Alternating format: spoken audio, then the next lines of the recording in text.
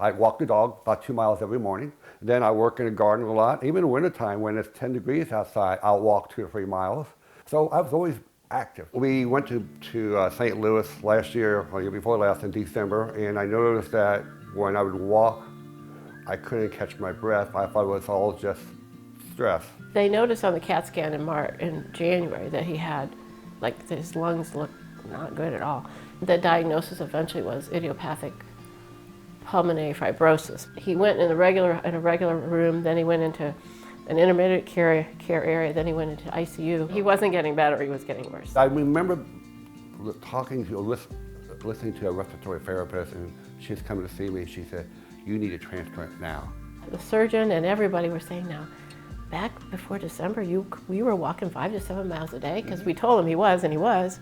And so the surgeon even said, how do you know that you walked that far? And he said, my Fitbit. Knowing that he had been that strong and healthy was the thing, I think, that pushed them to believe he could make it.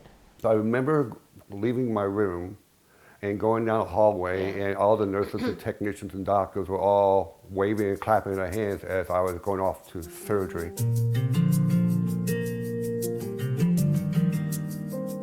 I smile every time I look at my oxygen level. 97, 98. Yeah. I just walked 3 miles 2 days ago, walked the dog through all these neighborhoods.